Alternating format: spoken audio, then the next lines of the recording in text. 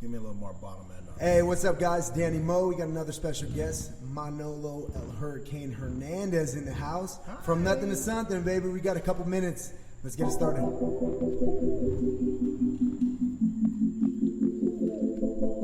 Theme music.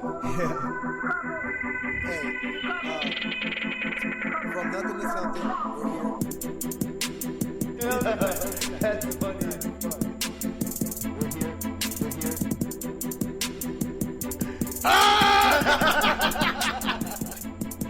Hey, we had Manolo dancing to the music a little bit. You like that? I'm feeling that. Hey, let the people at home know a little bit something about you, Manolo. Tell them who you are, what you do, what you're all about. I'm an MMA coach. I've been doing that for 20 plus years here. I'm here now at 10th Planet San Diego. Team Hurricane Awesome. Team Hurricane Awesome, baby. We're actually here in the gym. Normally we do the podcast out of my room at home, but Manolo's such an outstanding coach that he just couldn't find the time to leave the gym. So we came here, we set up over here, right here. That's why you could probably hear the echo a little bit. People are walking in and out. We're open. I'm here 9 in the morning till 9 at night, but we open up at like 5:30 a.m. Yeah. So.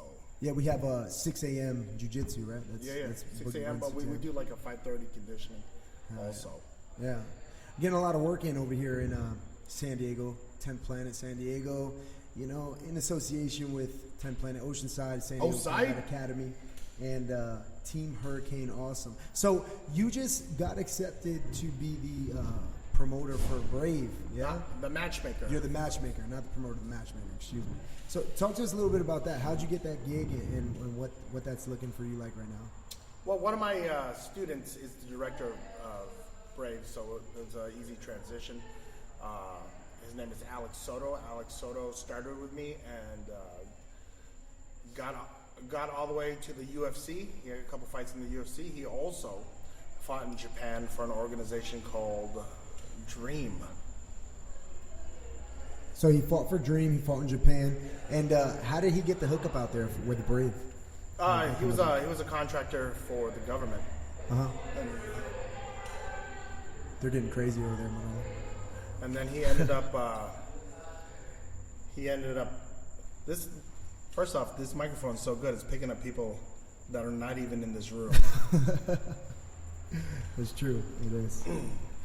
Yeah, well, he was a contractor for the government, and then the contract ran out, and then he met our friend Muhammad Shahid, who runs the Hawks Elite MMA, now known as KHK MMA, which is has a benefactor, KHK himself, the Prince of Bahrain. Right. Yeah. Right. That's pretty nice, that setup. And it's nice how everything works, how when you meet people and you're able to network. And I'm learning how that works in MMA, Sure. Just getting started. So talk to me a little bit about how you got started in MMA, because you used to fight yourself, right? Yeah, a little bit. Nothing amazing, I mean, I never made it to a big show or anything. But I was one of the first Americans, Filipino Americans also, to compete in Mexico. What is that? I think that's the people. You can hear a lot. It's almost scary because we're alone in this room and we're picking up the weirdest sounds. Yeah, I know. Like people outside and other. That's what that sound is. It's the yoga ball. Yeah. Yeah, I'm sitting on a yoga ball. We may do what we can over here. So you were the first. You say you were the first Filipino American to fight in Mexico. I think I was the first American to compete over Mexico as far as for the shows that they do down there in the 90s called the North American Shoot Fighting Championship. That was run by these guys, Kung De Lama. That's like a martial arts school that's down there. It was huge back then. Right. But, I came from karate and kickboxing when I was a kid, and I got a little bit older. The kickboxing school I learned at also had, the instructor also insisted that we learn jiu-jitsu, but it was all for the sake of self-defense. Right. It wasn't for competition, or jiu-jitsu anyway. Right. And you actually have a black belt. Yeah, I'm a black belt under Carlos Valente. He's one of the highest ranked living living jiu-jitsu masters in the world. Nice. Yeah. Well, and when you were coming up in the game, MMA really wasn't that big. So what made you want to transition into that? What was it exactly? Well, I think the 90s was a very different time for NHB, right? For no holds barred fighting. That's what it was called before. It was MMA. It's also called Vale Tudo. And I think at that time, I think it's some cool shit. You know what I mean? To be able to say that, what do you do? Well, I get in a cage with another guy and fight. Right. You know? And it was, to me, the most honest reason to want to compete, because it was some cool shit to do. You know? And it wasn't, you definitely weren't doing it for money. You know, you're doing it purely for the pleasure of, like, testing yourself. Yeah. Beating the shit out of someone.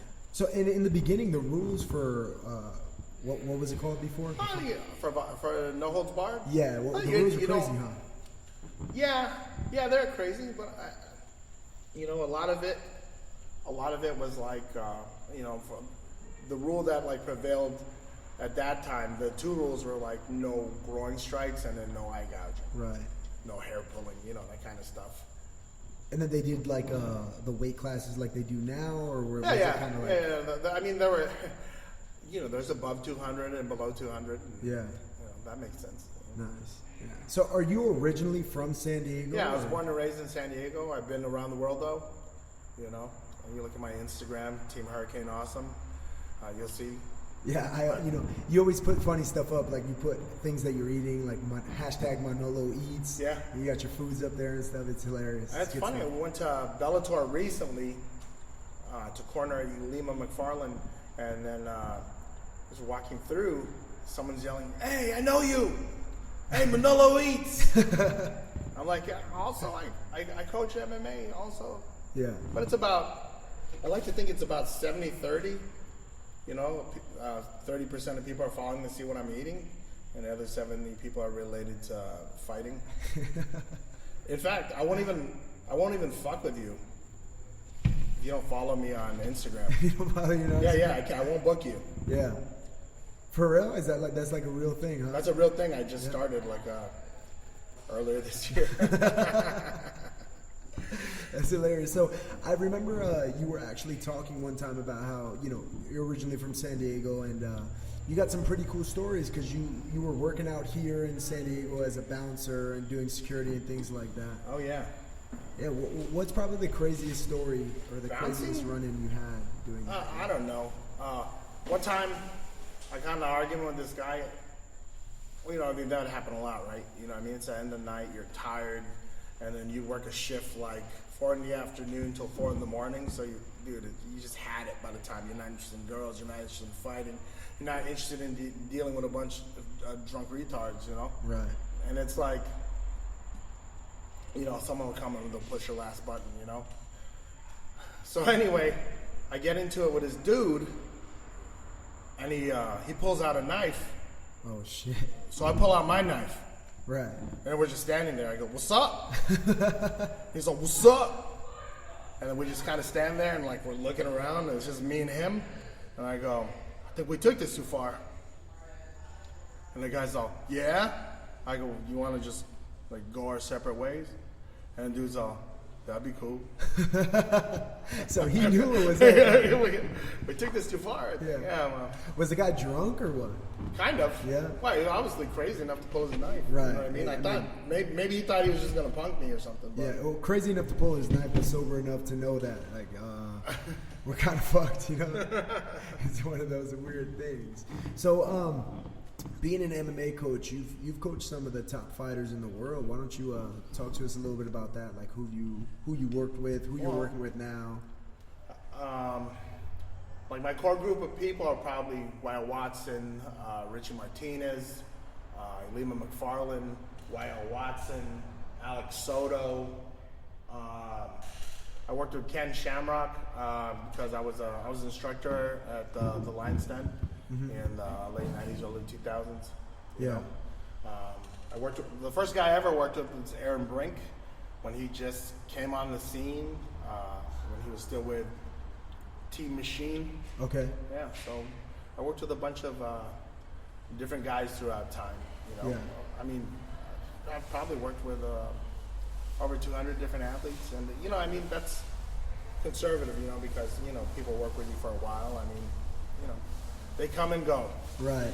Somebody told me one time that MMA is like it's a swinging door. People come and go, and it's like a revolving kind of world, and it's very small. It's a lot different than like, say, jiu-jitsu, where you'll keep a guy for 10 years. Yeah. And you get different personalities. You get different guys who are like if they don't do well, they blame you for the loss, rather than accept the responsibility that maybe they didn't do the right thing, or maybe they didn't follow the game plan, or so sometimes people lose and they fucking kick rocks. Yeah, it's kind of. I mean, it's. I imagine it's tough dealing with the loss at a certain level, and we were talking yesterday about like what it takes, and you said that motivation and inspiration is cool, but really what it is about being driven and having the work ethic, right?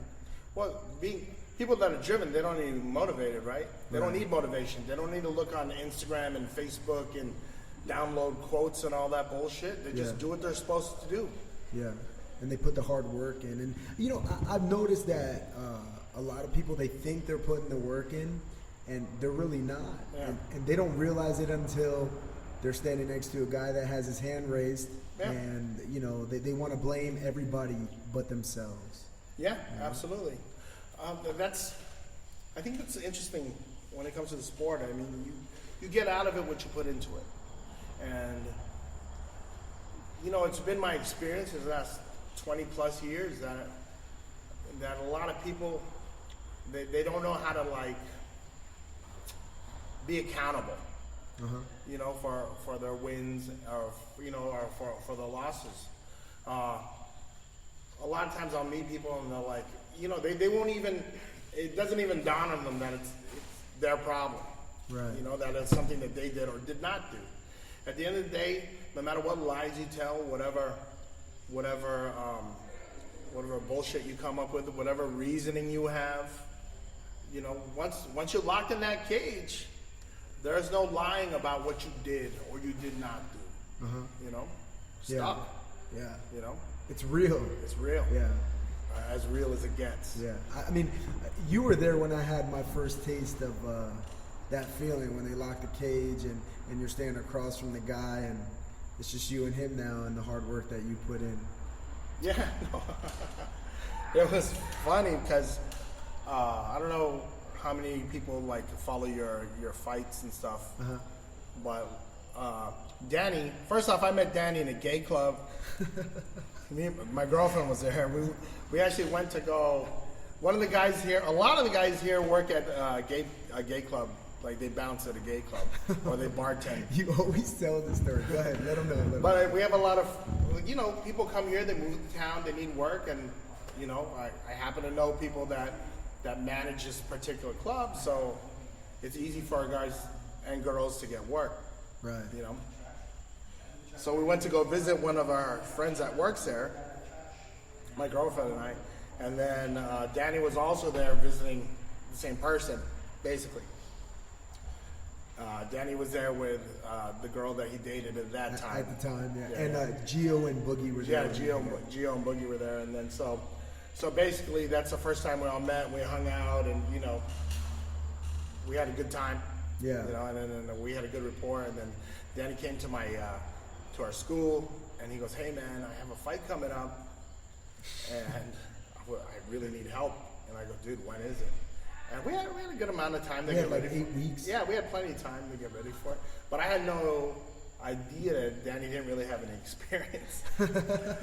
Anyway, the guy he's fighting comes in, fucking 6'8". He was. I think he was 6'5", but I mean, still Dude, 6'5". that guy. That These two guys get in the fucking ring, and the guy's super tall. You've never seen Danny, dude. He's fucking. He's a fire plug. But they get in there, they look like the number 10. The guy's all skinny, and Danny comes in. I go, "Oh my god, dude, these guys weigh the same? Are you fucking serious?" But then basically they touch gloves, and the guy kicks Danny in the fucking head immediately. So he's like, "We're playing catch up," Yeah. It was a brutal fucking kick, dude. It sounded like, when you hear a home run, Oh shit! You know what? I never even thought about what it sounded like, and I just remember like we touched gloves, and I heard the crowd go, "Oh!" and I knew something wasn't right. Oh! I go, holy shit! Looks like we're going home early. Danny came back. He took the guy down. You know, beat him up. Took positions, and then it was over. We went with the full distance, but unanimous decision is a good way to go, especially when you're starting out amateur fighting. You know, every one of those moments, every minute, every second counts. It's part of your learning experience. Right. So, you know, it's a positive. Yeah, and it was interesting because when I first met you, I was coming here and training a little bit, and I told you I wanted to fight, and you were like, all right, man, I mean, what do you weigh? And I told you, I was like, I walk around like at 200, 205, around there. Danny is 5'2". 5'2" and a half. No, I'm barely 5'8". I mean, my height's a problem in the Marine Corps too, but I mean, eventually we have to get the weight down. I've talked about it before on the podcast, but yeah, when I came in, you were like, I need you to get to 155. I was like, all right, if that's what I got to do. And I kind of ended up getting this fight and coming to you, and you took me on anyways. I really appreciate it. Well, I figured you were going to learn one way or the other. And for that sure. happened. Yeah. And the next fight, we took like a bit of a lower weight, and you just, you know, what we learned there is we need to increase what our pace is and being able to manage someone that's fast. Yeah, and I think that's the coolest part about, you know, being on this journey in amateur MMA and just like learning the game and learning the little tricks and tools, getting comfortable in the cage, learning the weight that I need to be at, how I need to cut. So it's really interesting, you know, being all a part of that and just essentially chasing my dream and trying to make it happen, you know. So I've been told before that, you know, this really is your passion, coaching and being there. And I see it a lot. I've talked about it before, how before when I was training, it was like the coach that I had when Dan Henderson had a fight, all the coaches were gone. Sure. You know? And it was just, I don't know, it was something where I was like, I want a coach that's going to focus on us. And when I got here, I noticed that you were like that, Boogie's like that, Gio's like that. So what made you make that transition from fighter to coach? Injuries. Injuries helped me make that transition really easy. I mean, in the beginning, what I was doing back in 1995, the school I had been teaching at and working out of like closed, and so I found a way for me to take jiu-jitsu and it'd be free, right? In a sense. So what I did was I would go up to Carlos Valente's school, and then I'd come back and I'd teach in Chula Vista, in a school I had already set up. So basically, what I was doing is I found guys that I could beat up, and I'd make them pay me. Yeah. And then what I do is I take that money, I'd split it with these people that own the Taekwondo gym, and then I'd go take lessons from Carlos. And then basically there's no jiu-jitsu in my part of town, so I would make them pay me. I'd go up and take lessons. They pay for it, and I come back and I bring whatever I learned back. Yeah. And so that's how jiu-jitsu first came to Chula Vista. Right. Huh. That's pretty crazy to hear. You know, I hear a lot of people's stories and like just MMA is so young still. It's still growing. You know, the UFC probably got big in like what 2005, 2004. It got big when the Ultimate Fighter happened. Right. You know? What year was that? What was that? That was like I want to say 2005. Yeah, and then 2006 is about when everything went legal. Yeah. You know, I actually was an announcer at the first legal show in Southern California. That was Total Combat, and it was here at the Del Mar Fair. Oh, nice. One of the fairgrounds. Yeah. You know? Yeah. How come they don't do events there anymore? I mean, I've been there before, and it seems like a good place to do like MMA events. It's all right. It's all right. There's a lot of really good places to do MMA events. The problem is they're amateur fighting. Right? You don't have to pay the fighters. Right? They have to go get their medicals, whatever. Then they come in. And then what happens at the end of it, you fucking sold a bunch of tickets. You didn't take a risk on fucking losing money on paying these fucking jerks. So then what happens is what? Now people who are promoters, they don't want to take a risk on a pro show. Right. You know? So now, you know, you get a state like California where amateur MMA is, you know, I mean, listen, it needs to exist, but it is also choking the fucking life out of pro MMA. Right. In the state of California. I mean, it's given people like an option to watch fights, Sure. but they're watching amateur fights, and the Yeah. pro fighters aren't really getting. Well, I mean, there's no incentive to turn pro in a city like this. I mean, Yeah. San Diego is the fucking mecca. You know, there are a lot of other towns, but I mean, like, dude, people come here for their camps. You know, it doesn't matter what team they're with; they still come out here. You know, and the reason why San Diego's a mecca is because the jiu-jitsu level is so high. There are 80 gyms in this city, if you include, you know, like martial arts. You know, Right. There's a lot of gyms in the city. Yeah, there is.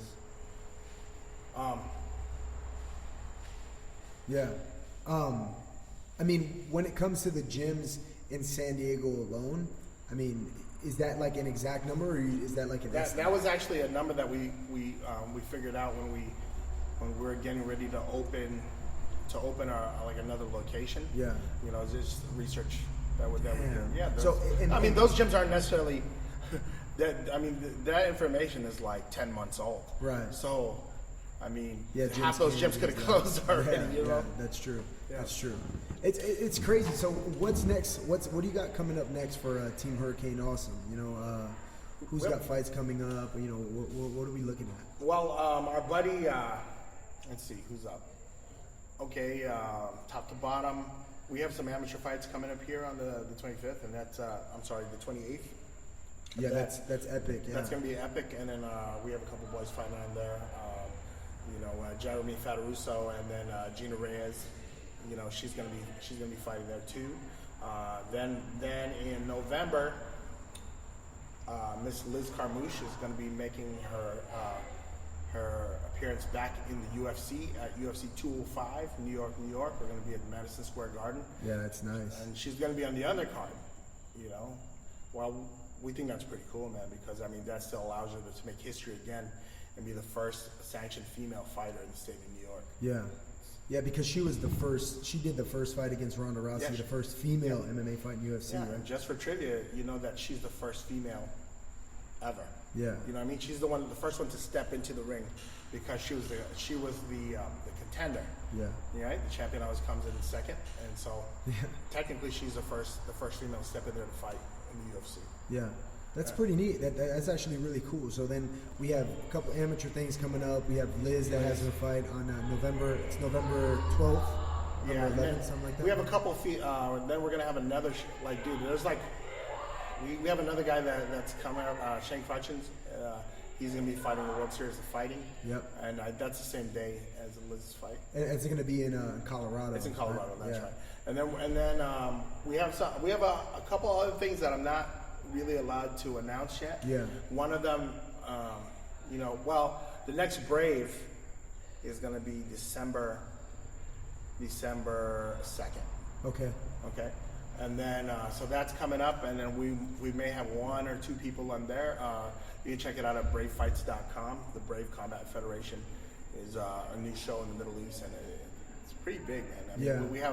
we have like the stage set up like it's Pride. You know what I mean? We have the ramps, we have the pyrotechnics. We do the like the giant screens like the WWE. Yeah. And then So it's a little bit of a different setup. The walkout is dude, like a it's big awesome. part. The production is great, you know, and then it's free right now. You can watch it for free on bravefights.com. So for right now, the first couple shows we're giving away just so you can get a taste. And it's like some of the best fighters in the world, you know, that like we bring fighters from the Philippines, Mexico, we get guys from Egypt, Jordan, Lebanon, say the Philippines, you know, America. And we're going to be bringing guys from other parts of the world, you know, India, Pakistan, like everywhere that you haven't seen guys. We're like the first show to have a male strawweight division, so 115-pound dudes. Right. Yeah, and then you know, I mean, like for America, it doesn't make sense, but for a country like the Philippines or you know Egypt and the rest, everywhere else in the world where people don't eat hot dogs for lunch. Yeah. It's pretty, and that's actually pretty neat because this was the first Brave that was actually done. Were you guys like satisfied with the results? Were you happy with like the outcome of it and all that? Yeah, we dug it, man. Yeah. It was pretty amazing, you know. Yeah, I had Courtney Henderson on the last podcast, and we were talking about the Rolex that you guys got. You don't have your Rolex on today, but yeah. That's pretty dope that you guys got that hook up there. Yeah, that's really cool. Yeah. And then we had Boogie actually fight on that card, right? Yeah. It was a tough fight, man. You know, he got caught, but you know what I mean. He's a warrior, man. He was amazing. You know what I mean. He went in an automatic pilot, and then immediately you get to see the beauty of what jiu-jitsu and 10 Planet Jiu-Jitsu is. Because once he went in an automatic pilot, he did every single thing that you're supposed to do. Yeah. You know. And it's crazy because I talked to him about it, and I read his post first, and from his post, I thought that things really went bad for him, and then I heard some things, and I watched it myself, and it looked like he got punched and he fell, but then he immediately went into his recovered, game in jiu-jitsu. Went into it, you know, got some mission control, you know, attempted his the carny, right? The carny. Which is that modified omoplata, yeah, the 10 Planet guys do, and then you know, from the rubber guard. Yeah, then in the transition, there was like all these sick transitions. If you're a jiu-jitsu fan, you'll really dig that fight. But, you know, it is what it is. And it was really cool. What threw me off is when I spoke to him about it, and he was like, "Yeah, I don't like that was all autopilot." Yeah. Like he was like, "Yeah, I was out, man. I don't even remember doing that." And it's crazy. If you watch it, you'd never guess. It looked like he was still there. He was still very aware of what was going on, and it makes sense because I know Boogie, and I've rolled with him a lot. And when he has you in there, you're not getting it. Yeah, he's a killer, dude. Yeah, nobody's ever getting it. I mean, like props to the other dude too. I mean, he was not terrible. Yeah, you know what I mean. He went in there and then he went for it, and you know he has good flexibility in his shoulders and everything, why he was able to escape, and like obviously in his knees too, because he was like in some deep trouble. There was a nasty deep heel hook that. It was a sick transition because he went from the carne, and then he rolled out from carne, and then it turned into like a leg lock battle, you know, from knee bar, and then he went to like 50-50, or he went to Ashi to 50-50, and then like it was dude, that heel hook was deep. Yeah, it looked pretty nasty when I saw it. And then he let up on it, and then he attacked it again. Dude, it was brutal, you know. It was brutal, you know. It's rough, man, because we're a family, you know what I mean. But like, Boogie's so smart and so cool, and like, you know, the first thing he said, like when he decided he wasn't going to do it anymore, was he said MMA, you know, MMA requires that you give 100% to it. Yeah. You know? And he said, because if I'm honest, I'm not willing to do that. You know, and jiu-jitsu is my passion. Jiu-jitsu is my life. So I understand it. You know what I mean? Right. And I love the guy, and you know what I mean. You know, we all have a great story together, you know? Yeah. And so, like, you know, sometimes parts of the story, you know, they end a bit early. But, you know, as adults, as people, you know, sometimes you want something at first, and then you decide that, you know, you're taking one thing as far as it can go. Right. And with that, you know, I understand it, you know? Yeah. Jiu-jitsu is his passion. You know? And the thing is there's people who never make it as far as he did. Yeah. You know what I mean? He fought on that card. Yeah, he fought in 2 really big shows. Yeah. You know, and you know, that's cool. Yeah. You know, and it's incredible to see. And I've talked about it before. Is Boogie and Gio, their work ethic. You know, like as soon as they come back from something, whether they win or lose, they're on the mats the next day. Yeah. And it's exactly what you talk about, that drive. You know, they just do it. They don't have to be motivated. They do it because that's what they're driven to do, and that's what they enjoy. It's like with people at that level, with a competitor like Boogie or Gio, the thing for them is that jiu-jitsu is not something they do; it's who they are. Right. You know, like for myself, without MMA in my life, I have no sense of myself. You know who I am. You know it is who I am. You know what I mean? It's like training people and being a coach. You know what I mean? That's who I am now. Yeah. You know, at one time I was a fighter and all this kind of stuff, and you know. Yeah. And just like Boogie, you know, like injuries got to you, and you're like, you know, I like coaching, and now you really do love what you're doing. What happened is like those guys that would pay me to coach them, they started competing, and then I started caring about how well they did, and then that became my passion. Right. You know, because whether it's me in there myself, dude, it's way easier on your brain than it is to watch people you love go in there and like risk. Yeah. So, transitioning from being a fighter and having 20 years in the business and coaching people at like the highest levels from, small amateur events to large professional MMA fights to now, working for being the matchmaker for Brave. What were your biggest struggles and points of adversity, friction points that you feel like you met that, the average Joe would normally give up at, Wow.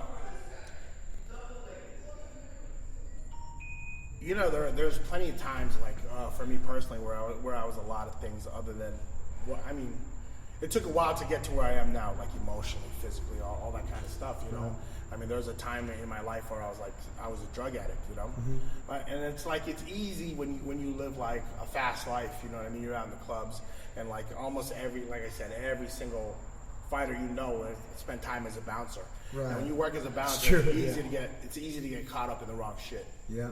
Yeah. And so that happened to me, and you get mixed up with the wrong girls, and right. Yeah.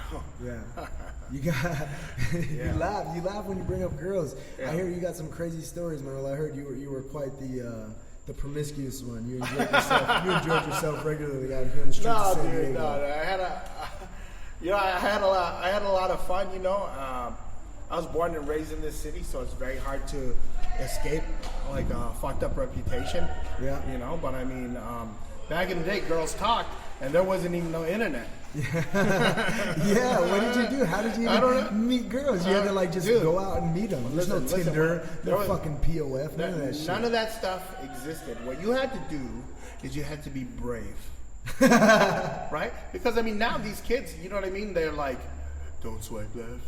But the truth is, like, when even with competitors, like with regular people, I look at these guys that are around now and I go, oh, my dude, you are so soft. Because when I was a kid, if you wanted something, you had to run, go get it. Yeah, you go fucking get yeah, it. Dude. Yeah, if I wanted pussy, man, if I wanted to go after some girl, I had to wake up. I had to be the first. You know what I mean? I had to be the first lion out on the prairies. The early bird gets the worm. Yeah, right? Dude. Yeah, that's that's part of your sex addiction, right? The thing is, like, especially when you're a bouncer in the city, you get club courtesy, so you can go anywhere. Yeah. People in the industry. In the industry, and they're like, yo, man, come on out to our club. You hook me up, I'll hook you up. And it's like that. Yeah. Hell, if you don't know someone, all you gotta do is bring a pay stub. Right. And you're in free no matter what it is. It's concerts, it's all this other stuff. So, like, that bouncer life is like, it's girls real. Are trying to latch on, a bunch of fucking bum bitches trying to latch on to you, get some free drinks and free entry into the club. Dude, you know what I mean? The truth is, sometimes you'll sleep with a girl. Yeah. Right? You sleep with a girl, and the next day she's like, what's up? Can I get in for free? I'm like, dog, is that why you slept with me? I thought you liked me. The cover's $7.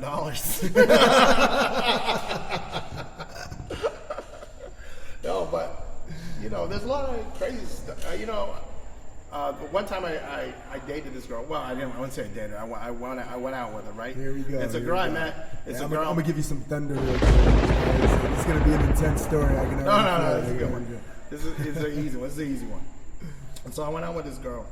Like, I met her at the club, and this is the time I was between gyms, right? So I had a little setup at my place.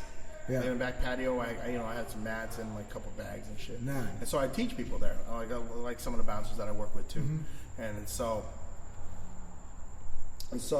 anyway, hook up with this girl, bring her back, and then what happened is, the dudes roll in, that I work with on Friday, they roll in Saturday morning or whatever to come train with me, and then they'd see whoever at my house, and then the girl would be embarrassed because I wouldn't tell them that was going to go down like that. Yeah. She has to do the walk of shame. She has to do the walk of shame. Yeah. The same guys from the night before walk into my house. Like, what the fuck? You're like trying to get her to stay a little bit longer. No, you don't have to leave now. Yeah. Just wait like another 3 minutes. Dude, one time I met this girl on a Friday, and then she stayed over, you know, usually, you know, in the morning, you wake up and then you pretend not to be ashamed or whatever. And you pretend not to be ashamed. I want the girl well, right? She's like, oh, I had a great time. And then, like, I've never done this before. I don't usually do this. I don't want you to think I do this. Can I get free cover, though? you got any of them cards that'll get me in free? I'm like, okay. Anyway, this girl stays till like 3 or 4 in the afternoon, you know? Like, we spent all day together. We had breakfast, you know. We had lunch. Yeah. We're kicking it. We're maxing. She's mad cool. We had a lot of fun the night before, and a little bit, you know, before and after lunch. It was a good time, right? Right. And eventually, she has to leave, right? She goes, I gotta get ghost, you know. And then, so I go to work that evening, and I see her. I go, whoa, there's that girl again. And she's like, hey, what's up? And she's like smiling, all bright-eyed. I'm like, man, I had a good time. I would see this girl again. As soon as she walks up to me, I kissed her on the mouth because I had that kind of good time, you know. I'm like, oh yeah, oh shit, right? Oh shit, getting crazy. So she walks up. I kiss her on the mouth, and she gives me this look, dude. She's all bug-eyed, like she goes, dude, this is my husband behind me. Oh, right. shit. And I look up, dude, and there's like her football player husband is a big black dude. What the fuck? Dude? And he's seen me kiss her on the mouth, right? And then he pushes her aside, and he's like, whoa, what the fuck? And before he could say another word, I put my lips on his lips. I kiss this motherfucker right on his mouth. I'm like, and he goes, what the fuck? What the fuck? You give him. I kissed that motherfucker right on his mouth. And he pushed me, and I just kept pushing. I just kept walking. I go, bye. Oh my God. And that's it, huh? That was your immediate reaction to survive? I have a really great survival instinct. Survival. Yeah, I'm like Cobra Commander. Cobra! We need to surrender. That's funny. You know, I heard a crazy story about you actually with an interaction with a specific girl, and maybe she actually wasn't even a girl at all. No, what's that story about? Oh, one time I dated this girl, right? And she was, she worked at the strip club. Okay. With one of my really close homies. Now hold on. When you say dating, right? Because like I classify dating as like regularly seeing, or were you just seeing this girl? You know what I mean? Like, were you? Well, I'm just saying dating because we're on the radio and I don't want to say fucking every Yeah, fucking no, it's fine. It's cool. So you say you're fucking this girl. Yeah. So anyway, but that was not the case because I was not fucking her, right? Oh, okay, not yet. So I'll give you the skinny on it. So I was working downtown at this club called the Blue Tattoo, and Blue Tattoo was the most ghetto club in San Diego. You know, I was open Thursday, Friday, Saturday, Sunday, and the rest of the nights of the week I was out hustling, you know, doing my thing, right? Using that club courtesy. But like you're saving like $7 an entry. Dude, it was mad. It was stupid, dude. Like, it was the hottest girls. Like, all the girls that worked there were cheerleaders, like professional cheerleaders from the local football team, right? Right. You know, right. And then so, dude, there was like, you know, mad hot girls that worked there, and those were my friends and stuff. And then like all the football players, and like doesn't matter what professional sport you played, that was a place to see, to be at and to be seen. Yeah. You know, dude, there's people, right? It was the basement of a building, right? Of the old Wyatt Earp building downtown. Okay. And then in the basement, it was like, it's crazy. It was not that big. You know, our gym is bigger than our club. Oh, shit. And then these people would pay you $100 a head to come down in the elevator. Really? Just because when the elevator opens up, you know, the doors part and the lights shoot out into the club, everyone turns around and look. So dudes pay $100, like players would pay $100 a head to come down the elevator. Huh. Yeah, it's crazy. Yeah. Yeah. That's pretty dope. Just so they could get seen. Right. And make an entrance. Just so they can. That's, dude, it's nuts. And you know, it's crazy. Like when I go out, when I first came out here, and I started going out in San Diego. It's like the money I was spending. I'm like, what the fuck? Now I don't even go out anymore. You know what I mean? Downtown San Diego. Fuck that. Yeah, get yourself a girl when you live to San. You know, well, you can't show up here with a girl. No, right? you can't. No, it's like bringing sand to the beach. Yeah, you have to do your time and get to know the area, get to know the place. San Diego is a place, right? San Diego is a place where it's like bringing sand to the beach. Yeah. You know what I mean? This is where girls come, you know, they go to college, they get out of college, they decide to move to the big city, and they come out here and they make they make all the mistakes they want to make before they get married. Right. You know what I mean? You could be that mistake. Yeah. You and me will be Jonah. We could be that mistake. This is your chance. This is your opportunity. Yeah, 100%, dude. And so what happens is, girls will move out here and they do all the stupid shit, they do all the wrong shit, and they do it with you. Right. You know what I mean? Because when you're a bouncer, dude, people make you synonymous with their good times. So they see you, and then it's like a Pavlovian response, right? Yeah. They see you, and they know that every time they see you, they feel good about themselves. Right. So, that gets twisted in their heads. They're like, oh my God, I love seeing you. Every time I see that guy, I feel great. Yeah. It's not love, stupid. It's those pills you're taking. Or whatever. Whatever the fuck you're doing. You just did a line in the fucking bathroom. Maybe that's making you feel so fucking Yeah, good. dude, it's so You know what I crazy. mean? It's so crazy. That's hilarious. So hold on, Bill. You missed on this. Okay, all right. So I'm working downtown, and then one of my really good homeboys is he was the general manager for one of the strip clubs here. One of the bigger ones. Okay. So he came into the club, and then I met. This is I'm like in my 20s. I'm in good shape. This girl comes in, and she's like, she's in good shape. She's kind of jacked, Yeah. And tall white girl, like athletic, and she's like, yeah, what's up, And I go, oh shit, let's go down, you know what I mean? This girl's a stripper, and in every dude's life, you know what I mean? You want to date at least one of those, have one of those stories in your back pocket, Yeah. for your highlight reel. Right. Yeah. You have to have something. You have to have that, you know what I mean? It's good for you. It's healthy. It's healthy. It's organic. Anyway, so I meet this girl and I go, yo, man, she's like, I don't know. She's with it. She's like, yo, let's hang out. Let's see this. I go, whoa, she's kind of pushing. Yeah. This chick is kind of. She's forcing it on you. She's Yeah. just throwing it at you. Yeah. Just giving it away more natural. Became very natural for her to just throw the pussy at you. Well, she was cool. Okay. Dude, she's a stripper, dude. Come All right. on. Yeah. Okay. So is it hard for you to distinguish? Is this bitch working right now, or is she being legit, or is there no? I don't care. You know what I mean? I lived in a place. You know what I mean? It's dude. So I was fat for most of my life, and then I got the gift of gab, and then what happens is you get to that point where the gift of gab gets equal to the amount of shape you're in, Yeah. and then it gets really easy. Yeah. And for me, that happened all at once. Right. You know what I mean? Yeah. I got with a legit team. People pushed me in the right way, and the next thing I know, I wasn't having a hard time making it happen. So it wasn't out of the question, but I wanted to have one of these stories, right?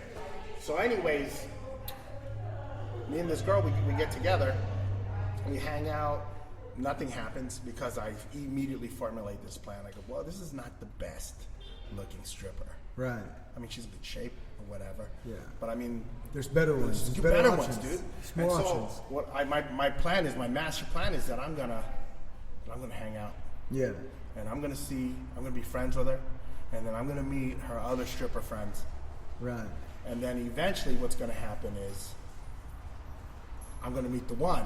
Yeah. And the one that is story worthy, right? Yeah. You hope. You basically used her as a smoke grenade real quick. You never know. You never know. Yeah. You never know. You just want to get your foot in the door. Right. Right. She's my wedge. I want to break into their world. And then so I go and I start hanging out with her. We go places, we go to clubs and all that kind of shit. I mean, the shit that we could do for free, Right. we go and do. We hang out, and it's cool. And so eventually, I go to pick her up from work, and I'm like, I start doing that regularly, and then there's always a different girl at the door, Right. and then the girls are getting hotter and hotter and hotter. I show up, and this girl goes, can I help you? I go, yeah, I'm here to see, her name. Yeah. Let's say her name is I don't know. Angela. That's not true. No. Chastity. Chastity. There Yeah, we she's go. Chastity, Chastity. right? Yeah, so I come Man, and she see. didn't even give you her real name No, at this no, point? no. Oh, you're not. I don't want to say that. Right? And then so I go, all right, maybe I can. It's like Reservoir Dogs. I think I'm Did you just use your real name? So I think I'm gonna hook up with Miss Pink. Okay. Yeah. Right? Right. I think that's what's gonna go down. Anyway, I go to pick her up, and then I go, hey, is Chastity here?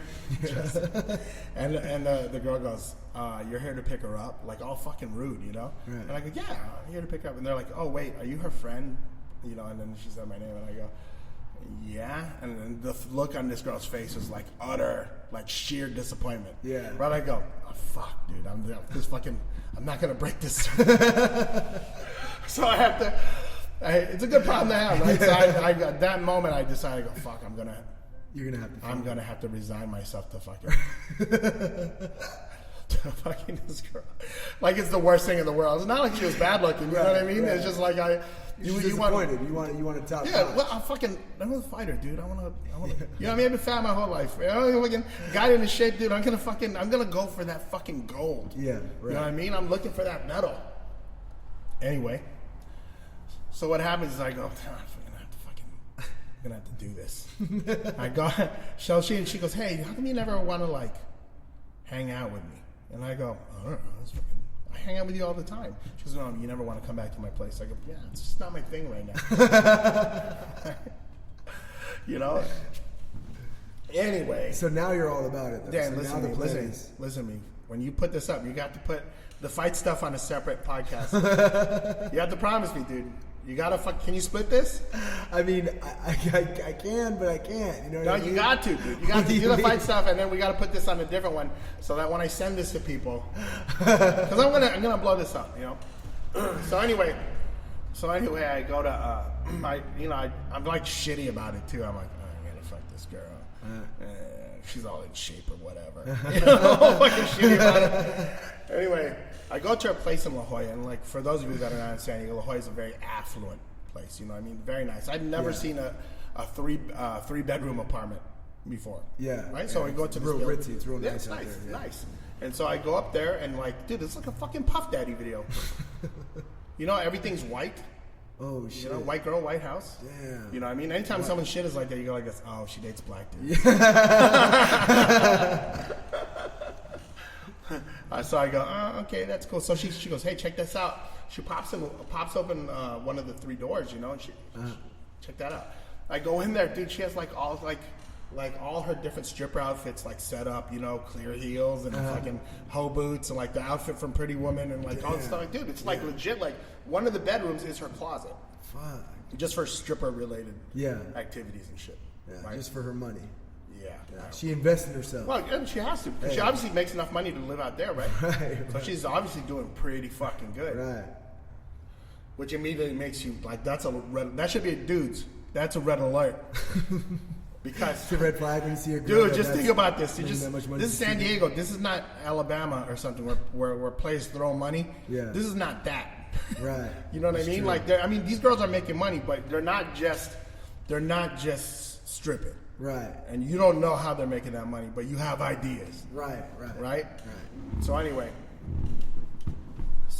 what happens is, I look at this place, I go, whoa, this place is fucking balling. It's the first time I see one of those fridges where you could, with the freezer is the bottom part, you know, and you pull where it out, opens up like a but drawer? it still has like a double door thing, you know what I mean? It's like, Yeah. it's fucking lovely.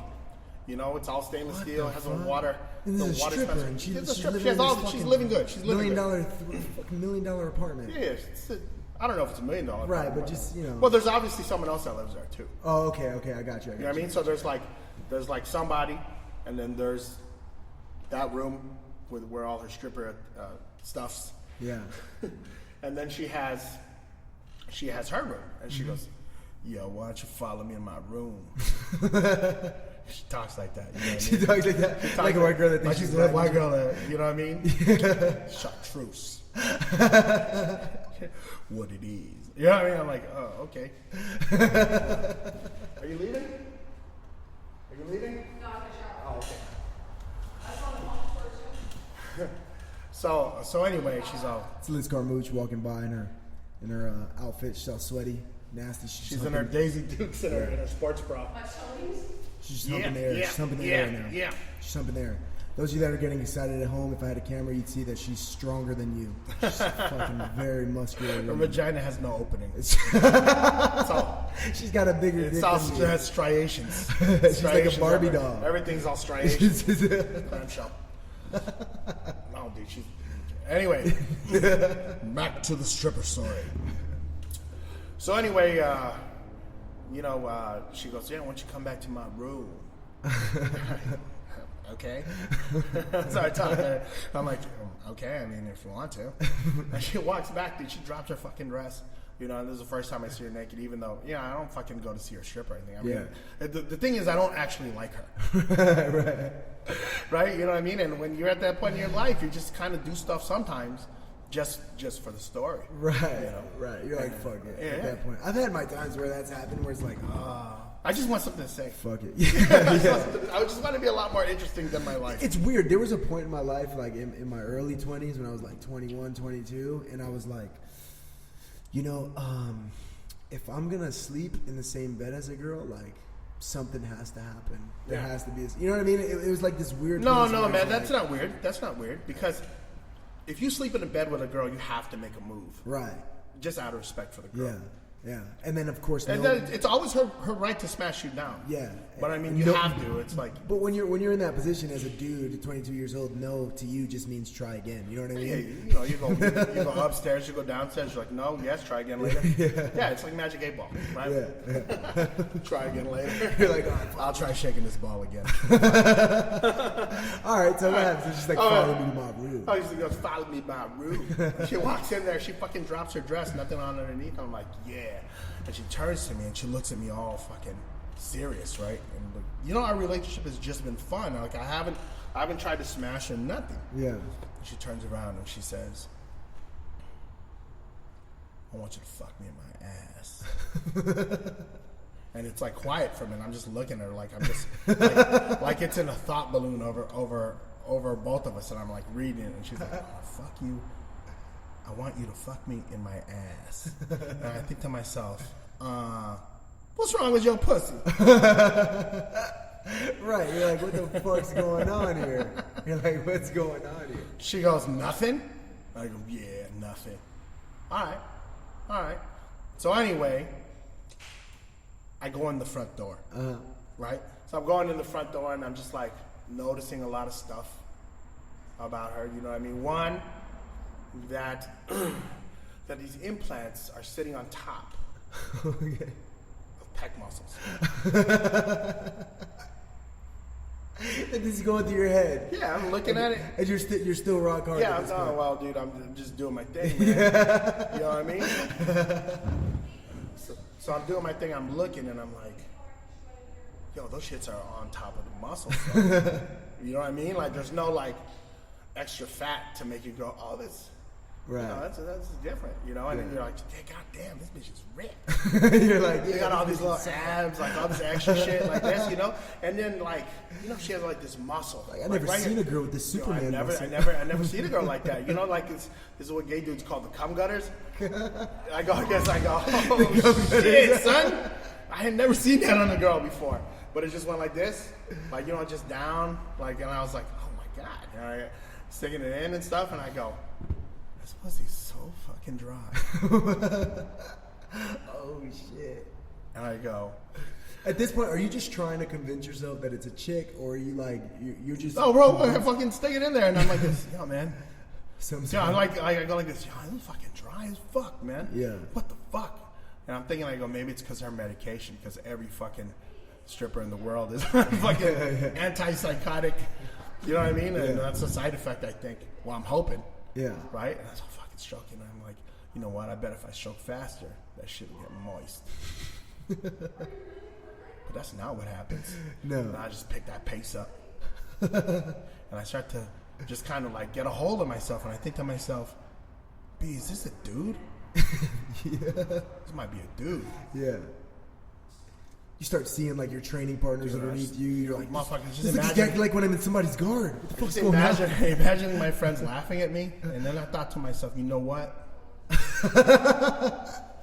If someone was to ask me, hey man, did you sleep with that post-op transsexual? No matter what I do from that point, the answer is still yes. Yeah. So this is your logic at the time. You're having sex with this girl you think is a girl, but you're not really sure. I'm not really sure. There's a lot of questions, right? There's a lot of things. So I just go, you know what? I'll finish everything I start. Finishing strong, son. fucking- Hey, I gotta give you the thunder for that. We're gonna go ahead and throw some applause in there for Manolo Hernandez. I'm like this, yo, man. Hey, I'm a fucking gangster. I finish what I fucking start. So anyway, I'm finishing, and I go, oh shit,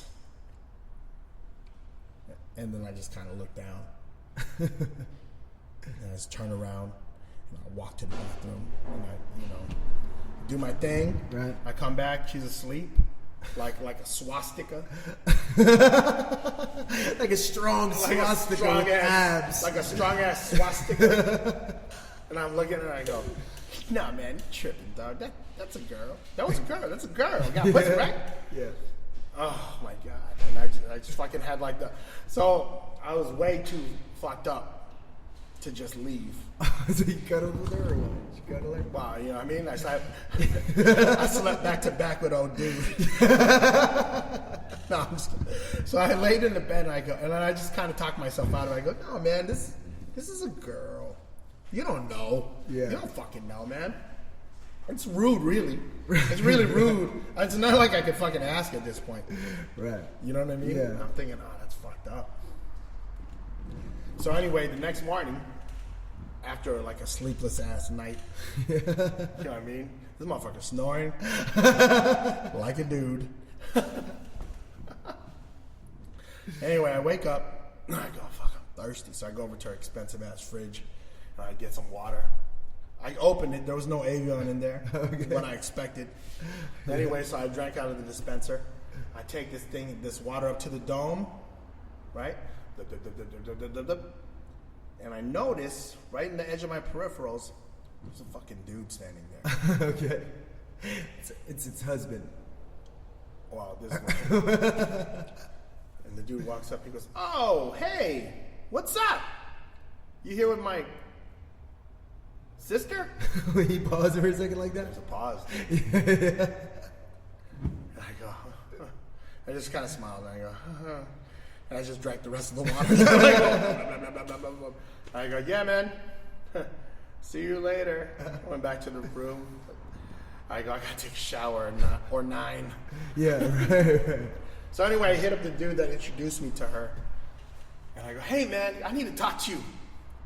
Bro, was that chick, is Chartreuse, that's a chick, right? That was always a chick? And my dude goes, yeah, man, don't be crazy. I fucked her. And then we just had this moment, right? Because he said it, he goes, I fucked her. Yeah. Then he thought about it because he gave this look like, he gave me this look like, oh shit, something happened. And he's thinking about that moment. He goes, yeah, man, yeah, she's a chick. She's cool. And I'm looking at him, I'm like, motherfucker. Yeah, like, you set me up, dog. Yeah, you guys have no fucking idea. Fucking set me up. He knew what he was sending you to. I don't know. I think he just wanted to not be alone in this situation. He's Not like, enough. It wasn't just me. Fucked up story. Yeah, that's hilarious, man. That's man. You have some great stories. Since I met you, it's always fun. Every time we're training and it's like just shitty and someone's cutting weight, like you always have a funny story, something that happens, something, you're poking fun at the girls, and you always put up your funny videos with the fighters, like the last one you put up with Lima and Pearl. Yeah. It was like, she called you a bitch. Like, Yeah, dude, that's such a good video. Yeah, It's funny too. Like the ones that you plan out are never as funny as the ones you come up with on the fly. Yeah. And when I do that just to break up the monotony of my day, dude. Like I said, I'm here fucking 9 to 9, so you have to laugh. You have to have a good sense of humor, especially when you're dealing with like this subject matter. You're here every day, and then you love these people. You take them out to compete or whatever, and then you don't know like. It doesn't matter what game plan you have. It doesn't matter what skill set you've developed. None of that shit matters because at the end of the day, it's still a coin toss. Anybody can get knocked out at any time. Yeah. Anybody can win. That's Right. what makes this. That's what makes this sport exciting. so exciting. Yeah. Exciting. Yeah. You know. And as much as as many people come here and train, and as much as we joke, and like, again, we all have stories for days, and like, we're in San Diego, and like, a lot of our guys are still bouncers, so, you know, everybody shares their stories, and we all have our laugh, but when it's time to put the work in, we do put the work in, and we go and we fight, and you know, we hold it down, we represent for 10 Planet, and Team Hurricane Awesome, San Diego Combat Academy. Yeah. We're already at almost an hour, only a couple seconds away from an hour. I know you said only a couple minutes, and we went way past. Don't worry, because what we're going to do is we're going to split this podcast in half. Is that what we're going to do? The part that is presentable. Hey, honestly, this new software that I'm using, I don't even know if I can do that, but I'll look into it. Dude, you have to. It's not live, motherfucker. No, it's not live. This isn't live because we don't have Wi-Fi. Otherwise, we definitely would have. Well, that's a good thing that we are not live. Yeah. Because then we get to tell stories like that. Yeah. I was going to tell that story on Carlos Kramer's show, and then I didn't realize he was like using it to like build up his real business, which is Kramer Insurance, you know. Oh, and so I was like, oh man, I can't tell this fucking story you're like, fuck. about this. Anyway, man. Oh, by the way, I looked into that situation, and that lady is a lady, by the way. Oh yeah, so it is. It's a chick, dude. Thank God. Yeah. Right, but I mean, like, I just want you to know that after that situation, I didn't see her anymore. Like, I mean, there was no reason for me to run into her. Right. There was actually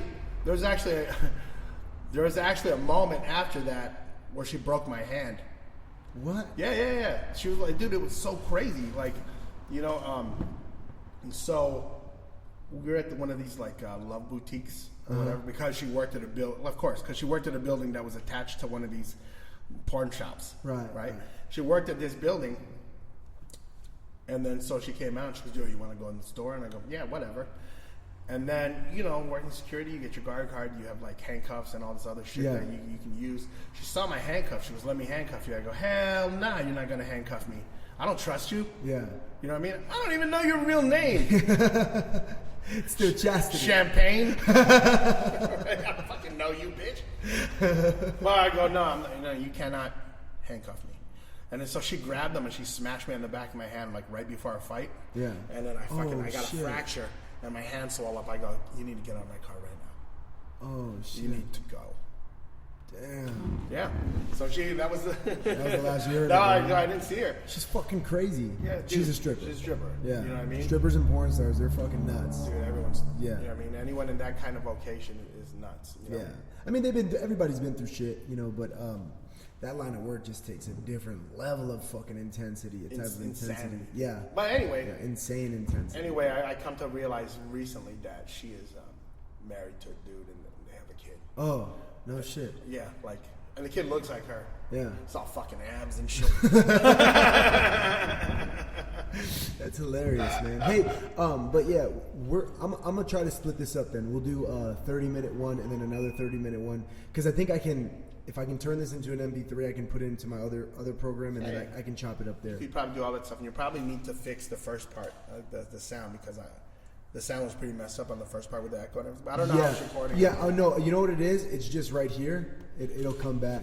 It's just the headphones. Oh, yeah. But it won't sound like that. But I realized that's what I did. I had clicked the headphones on here, so you were hearing like a double feed of the headphones. See, now it sounds better because this piece, the Focusrite, our headphones are plugged in straight into here. Oh, that's cool. So it's coming through there and then going to the computer. When I clicked the headphones here, we were hearing this and the computer. So that's why you heard like that echo. The echo is not as bad as we thought it was in the beginning, but we'll check this out and we'll chop it up and we'll do what we can. I'll send you what I got. Dude, I'm not gonna share this shit if you don't fucking. No, I got you. You gotta fucking split that up. I got you. If I can't, we'll figure something out and we'll just do it again. Yeah, we can do it again. Yeah. Always. No worries. Yeah, I just go to your house. You know, there's nothing gay about just two dudes hanging out in another guy's room. Absolutely not. My bed's right next to us. Yeah, and the third, just in case it pops off. You know what I mean? Yeah, for sure. And I can show you my wardrobe room. Yo, you want to see my fridge? There's no food in it because bitches don't eat. Hey, any last plugs you want to put in? Anything you want to say? Give your Facebook, your Instagram, people can follow you and shit. Yeah, follow me at Team Hurricane Awesome on Instagram, and there's a bunch of at MH Hurricane on Twitter. I'm not gonna say the other stuff because I'm hoping to separate my fight stuff that I said earlier, and this is the last 30 minutes. But no, whatever. I hope you enjoyed it, y'all motherfuckers. We had fun. We had a good time, man. This is going to be episode 6. So we're going to see. Boogie wants to be on it, so we're probably going to try to get Boogie on it next. Next week I'm going to a wedding, so I'm going to have to double up this week and get somebody else. I talked to Liz yesterday, too. Yeah. Liz said that she's down to do it, you know. And again, from None Than Something, mostly this podcast is about, you know, chasing your dream and making your goals happen and going from nothing to something, because everybody who's somewhere started nowhere. And it's important for you people at home to hear that and see that and realize that if you really do have a goal and a dream, you can chase it. And it really is no big deal. You can make your dream happen. You can make it come true. It's just all about taking that first step. And a lot of times we like just kicking back and bullshitting, and we tell crazy stories like this all the time. Yeah, Podcast 1 was way worse. Yeah, because we have disposable income now. Yeah. Because we made it. Yeah.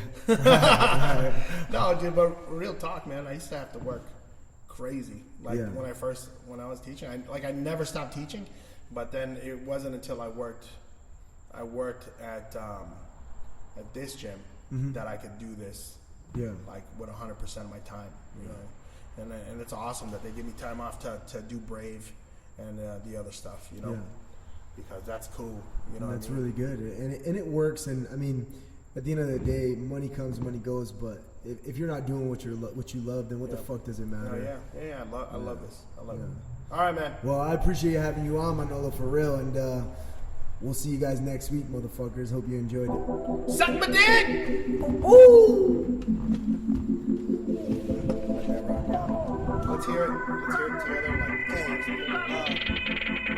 From nothing to something, we're trying to chop it up.